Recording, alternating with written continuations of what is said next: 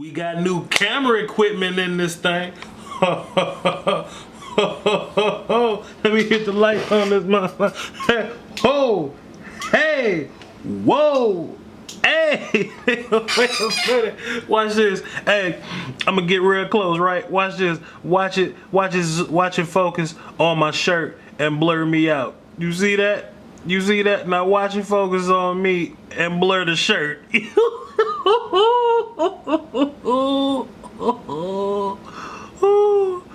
Back to the shirt, blurring me out. Why am I so blurry? Wait a minute, come back.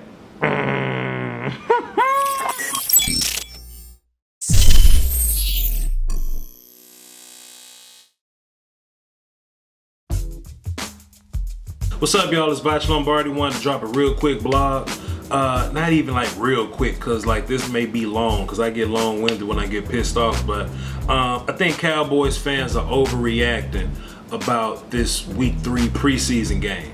I just wanted to give just a handful of my thoughts about it. I'll probably be doing a lot more blog format videos like this, so stay tuned for all that. Like, comment, subscribe before we get started. I appreciate all y'all. Salute. So, Pete, what I wanted to talk about today, the Week 3 preseason game, Cowboys versus the Cardinals and all that. So, if you tune into any type of Cowboys YouTube, radio, podcasts, anything where you can get direct interaction with the people, you've been seeing that Cowboys fans are pissed off for whatever reason, and that's kind of wild to me. It's the third preseason game, and they're saying, "Oh my God, we don't have depth. Oh my God, if this person goes down, we're gonna be trash. Oh my God, what are we gonna do? The season is in 10 days. Fire Jason Garrett." That old shit. But my big thing is, man, if you look at how this thing's gonna be formatted, and I always go back to the 80%, man. If you look at how this thing is formatted,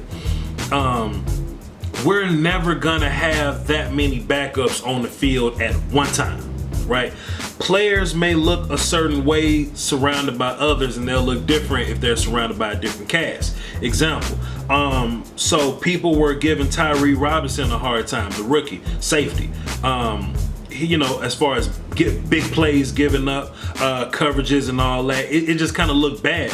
But they were so quick to praise the first team defense and how good they looked. Tyree Robinson was playing with the first team defense. Maybe not the whole series or the whole game or whatever, but you saw him in the rotation with the first string guys. We didn't have a problem with Tyree Robinson then. You wanna know why? Because Tyree Robinson, when he's surrounded by Cut Me Joe or Mediocre Timmy or Trash Adams, he looks different than when Tyree Robinson is surrounded by Jeff Heath, or if Jalen Smith is in front of him, if DeMarcus Lawrence and Randy Gregory are giving pressure up front. Tyree Robinson looks like a different player. All he has to do is rally to the ball and not give up deep plays, opposed to overcompensating for another player's miscues, or what's the word I'm looking for? Y'all smarter than me. What's the word I'm looking for? Inadequacies. You know what I mean? We're not asking Tyree Robinson to do that when he's surrounded by other great players. Another example, when Joe Looney is on the field surrounded by our Pro Bowlers, Joe Looney fits in just fine. Even when he was with the first team, I dropped a film session on it, or I'm dropping, depending on when I drop this. Joe Looney looked just fine playing with the first string guys. But when you put Kadeem Edwards next to him and you surround him by less guys, Chaz Green is making the whole product look bad.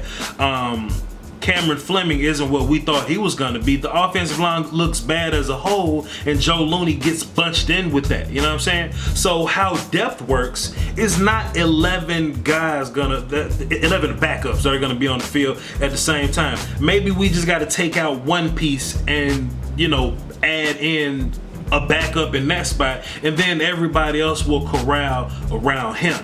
It's never gonna be that bad. But when you get to 80%, they get emotional and they tie this in, and they let it take over, and they look for other reasons to blame things on. They're pointing the fingers at the owner or the front office or the head coach. They never lean towards the side of player execution. I'm very much pro blame it on player execution, pardon me.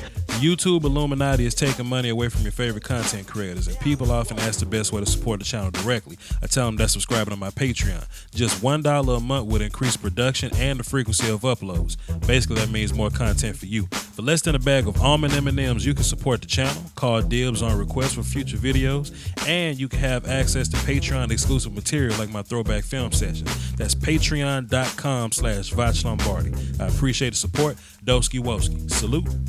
You know, you can improve coaching someplace, maybe here, maybe there, but at the end of the day, these dudes got to tackle, these dudes got to block, these dudes got to throw and catch.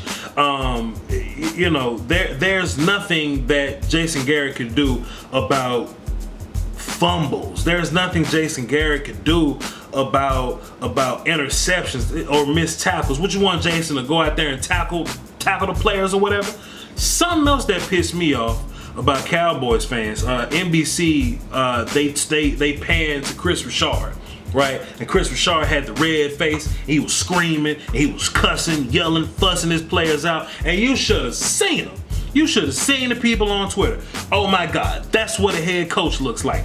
That's what this that's what this coach supposed to do. That's what we want Jason Garrett to do. Fire Jason Garrett. You never see head coaches do that.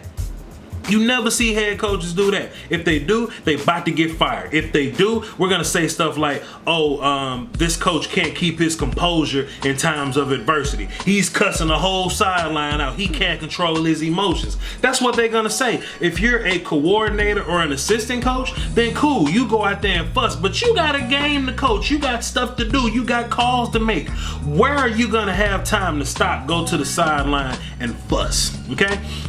Now, as an ex-player, ex-coach, I've been in a lot of locker rooms. I've seen a lot of halftime conversations. Let me let y'all in on a little secret. Y'all ready? Jason is not gonna cuss nobody out in front of the media. NBC took a statement from Jason Garrett. It was like, Jason, how do you feel about the game or whatever? And Jason was all like, bland comment here, bland comment there. This happened, whatever. And apparently in the Cowboys fandom, that wasn't enough problem solving for Jason Garrett. They wanted more answers from Jason Garrett.